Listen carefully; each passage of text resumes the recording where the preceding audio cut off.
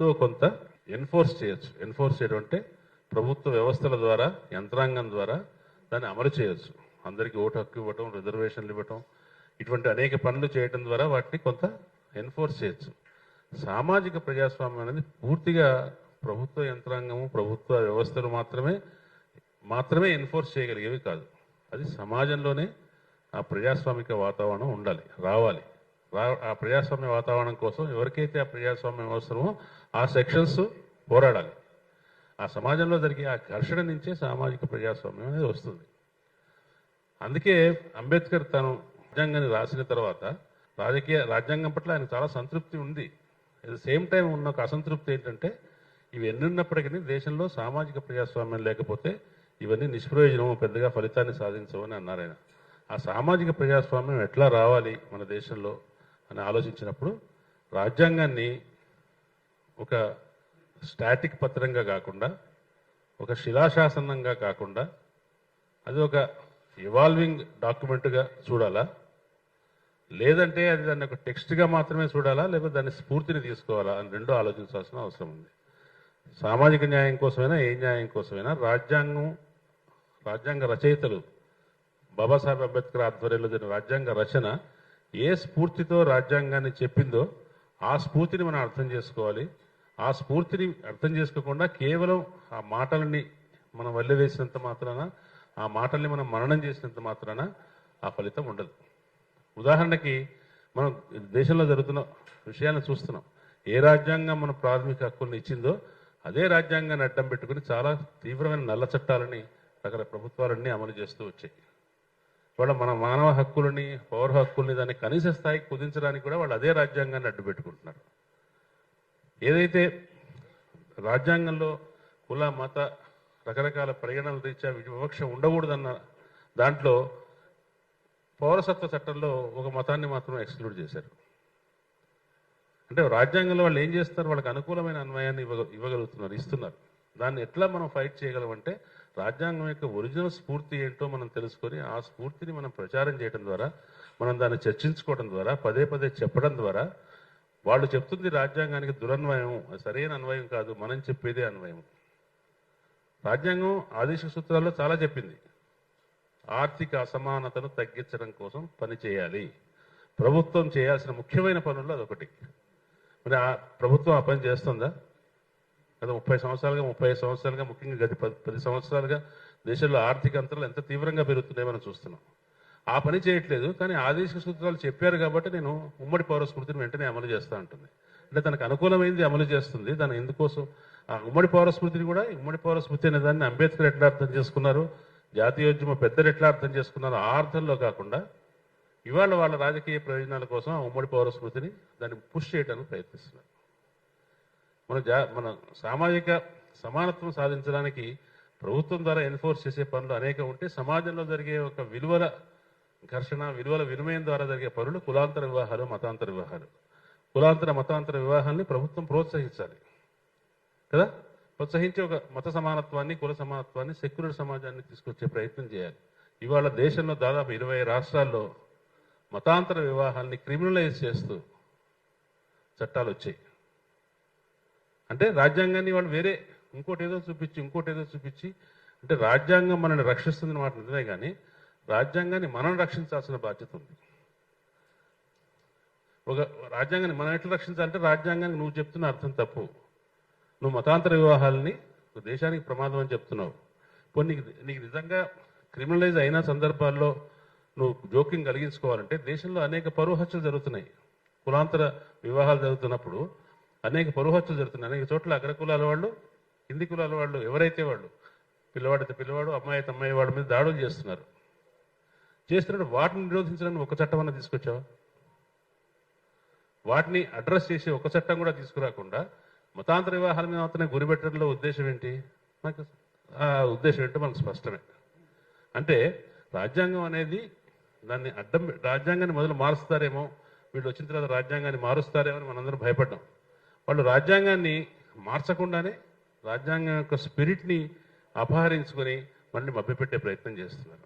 అందువల్ల రాజ్యాంగాన్ని మనం కాపాడుకోవాలంటే, రాజ్యాంగాన్ని దాని ఒరిజినల్ శక్తి దాంట్లో ఉన్న దాన్ని ఎన్ఫోర్స్ చేయాలంటే మనం రాజ్యాంగ స్ఫూర్తి గురించి మాట్లాడాలి.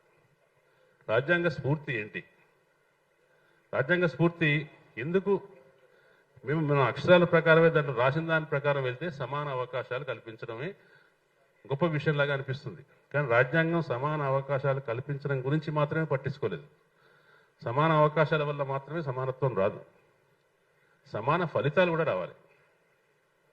ఆ అవకాశాలు కల్పించినందుకు సమాన ఫలితాలు రావాలి. ఆ సమాన ఫలితాలు తీసుకురావడానికి అనుగుణంగానే ఎక్కడైతే సమానత్వం ఉండాలని చెప్పిందో అక్కడే దాని పక్కనే 14, 15, 16, 17 ఆర్టికల్స్లో రిజర్వేషన్స్, అఫర్మేటివ్ యాక్షన్ అంటాము, పాజిటివ్ డిస్క్రిమినేషన్ అంటాము, ఏమంటామో ఏదైతే వ్యవస్థాగత అసమానతల్ని అందరూ సమానమే, కానీ బలహీనుల్ని బలవంతుల్ని సమానంగా చూడదు ప్రభుత్వం, వ్యవస్థ చూడకూడదు. ఎవరిని వాళ్ళందరినీ ముందు సమాన స్థాయికి తీసుకురావాలి. వాళ్ళకి అందించే ఏదైతే హక్కులు కావచ్చు, అవకాశాలు కావచ్చు, వాటి వల్ల వాళ్ళందరూ సమాన ఫలితాలను సాధించాలి. ఈ స్పిరిట్ అనేది రాజ్యాంగంలో ఎక్కడ రాసి ఉండదు. రాజ్యాంగంలో సమాన ఫలితాల గురించి మాట్లాడిందని ఎవరు రాసి ఉండరు. అది మనం దాన్ని అర్థం చేసుకుంటాం. దాన్ని చారిత్రక ఆ ఘట్టంలో భారతదేశ జాతీయోద్యమం నుంచి, భారతదేశంలో జరిగిన అనేక సామాజిక రాజకీయ పోరాటాల నుంచి ఉద్భవించిన అనేక విలువలని, ప్రపంచవ్యాప్తంగా ప్రజాస్వామ్య ప్రస్థానంలో వచ్చిన అనేక విలువల్ని కలుపుకొని వాటన్నిటినీ సమన్వయం చేసి తన దృష్టిని, తన దృక్పథాన్ని కలిపి అంబేద్కర్ అందించిన రాజ్యాంగానికి ఉన్న అర్థం ఏంటో తెలుసుకోకుండా మనం రాజ్యాంగంలోని చెప్పినటువంటి అంశాలకి కేవలం యాంత్రికమైన అన్వయం తీసుకుంటే ఇవాళ మనం చాలా చాలా ఫాసిస్ట్ అన్వయాలను కూడా మనం చూస్తూ ఉన్నాం.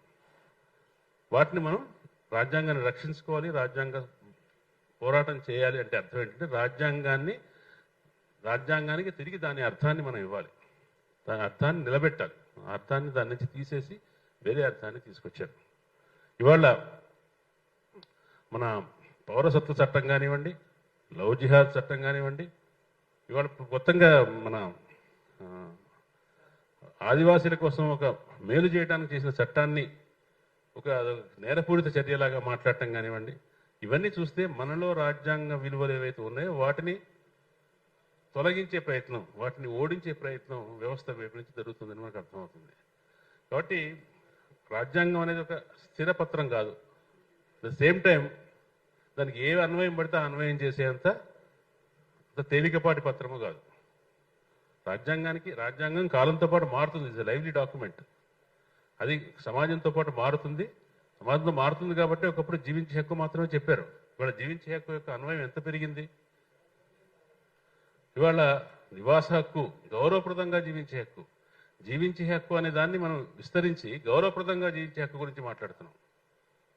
అంటే రాజ్యాంగంలో ఒక మాటే ఉండొచ్చు, కానీ ఆ మాట ఏ అర్థంలో అన్నారు? సమాజం ఒక ప్రోగ్రెసివ్గా ముందుకెళ్ళాలి, సమాజంలో ఒక గౌరవప్రదమైన మనుగడ సమాజంలోని అందరూ కొనసాగించే వీలుండాలి అనేటువంటి ఒక స్పిరిట్తో చేసినప్పుడు దాంట్లో ఉన్న మాటలకి చాలా పాజిటివ్, అనుకూలమైన చేర్పులు చాలా జరుగుతాయి. అట్లా ఒకప్పుడు కొన్ని హక్కులు మాత్రమే ఉన్నది, ఇవాళ చాలా హక్కులు పెరిగినాయి. ఇవాళ సమాచార హక్కు వచ్చింది, విద్యా హక్కు వచ్చింది. ఈ హక్కు రావడానికి ఇవి హక్కులు మొదట రాజ్యాంగం రూపొందించిన కాలంలో లేవు.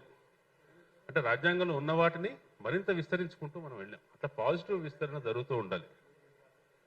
దాన్ని అర్థం చేసుకోకుండా దాని రాజ్యాంగానికి నెగిటివ్ విస్తరణ ఇచ్చి, ఎందుకంటే ఇప్పుడు అధికారంలో ఉన్న వాళ్ళు అటువంటి వక్రీకరణలు చేయడానికి ఎంతకైనా తగిన వాళ్ళు చెప్పడం. ఎందుకంటే బాబాసాహెబ్ అంబేద్కర్ తను హిందూ మతాన్ని వీడి బౌద్ధంలోకి చేరటాన్ని కూడా, ఆయన హిందూ మతం మీద తీవ్రమైన కోపం లేదు కాబట్టి ఆయన హిందూ మతానికి దగ్గరగా ఉండే బౌద్ధంలో చేరారు అని వ్యాఖ్యానించి వాళ్ళ నెరేటివ్కి, అంటే వాళ్ళ హిందుత్వ నెరేటివ్కి అంబేద్కర్ని ఉపయోగించుకోవడం అనేది చూస్తున్నాం. అంబేద్కర్ జీవితాన్ని, వ్యక్తిత్వాన్ని కూడా ఉపయోగించగలిగిన వాళ్ళు రాజ్యాంగంలో ఉన్న అనేక కీలక అంశాలని ఎట్లా వక్రీకరణ గురి చేస్తారో మనం అర్థం చేసుకోవచ్చు. కాబట్టి మనం చాలా జాగ్రత్తగా ఉండవలసింది సామాజిక న్యాయం అనే అంశం విషయంలో, సామాజిక న్యాయం అన్ని రకాల న్యాయాల విషయంలో భారత రాజ్యాంగం ఒక చాలా ప్రోగ్రెసివ్ డాక్యుమెంట్. మనం బేసిక్ స్ట్రక్చర్ అని మాట్లాడుతుంది ఏంటంటే మనం మార్పులు చేస్తాం, సానుకూలంగా మార్పులు చేస్తాం.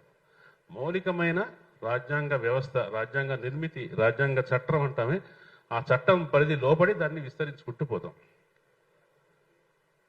కానీ బేసిక్ చట్టానికి విరుద్ధంగా దాన్ని తీసేసి చేయడానికి వీళ్ళది. మొన్న సుదర్శన్ రెడ్డి గారు ఓపెన్ యూనివర్సిటీలో మాట్లాడుతూ ఇట్లా ఇది రాజ్యాంగం అనేది ప్రత్యేకమైనటువంటి విధానాన్ని విలువల్ని సూచించేది కాదు, ఏ విలువలనైనా దానికి చేసుకోవడానికి వీలుగా ఏర్పాటైన ఒక చట్టం అని వాదించే వాళ్ళు మొదలయ్యారు. రాజ్యాంగంలో సోషలిస్ట్ విధానాలని ఏమీ లేవు. కాబట్టే ఒకప్పుడు మిశ్రమ ఆర్థిక విధానంలో ఉన్నది ఎటువంటి రాజ్యాంగమైన మార్పు లేకుండానే ఇవాళ నూతన ఆర్థిక విధానాల్లోకి వచ్చామంటే రాజ్యాంగంలో అసలు మౌలికంగా ఎటువంటి ఐడియాలజీ లేదు అని వాదించే వాళ్ళు ఉన్నారో తప్పనే అని అన్నారు. రాజ్యాంగంలో ఐడియాలజీస్ ఉన్నాయి. అంబేద్కర్ దాన్ని స్టేట్ క్యాపిటలిజం అన్నారా ఏదన్నారా కానీ ఆర్థిక అంతరాలను తొలగించే, అందరికీ సమానత్వం కలిగించే, ఆర్థిక అంతరాలు కనీస స్థాయిలో మాత్రమే ఉండే ఆర్థిక వ్యవస్థను ఆయన చెప్పారు. దేశీయ పరిశ్రమల్ని ప్రోత్సహించడం గురించి మాట్లాడారు. మొత్తం ఆర్థిక ఎకానమీ అంతా కూడా ఎట్లా జాతీయ స్థాయిలో దేశీయ ప్రాతిపదికన ఉండాలి కూడా చెప్పారు. అవన్నీ దాని ఆధారంగానే ఇవాళ భారత రాజ్యాంగం రూపొందింది.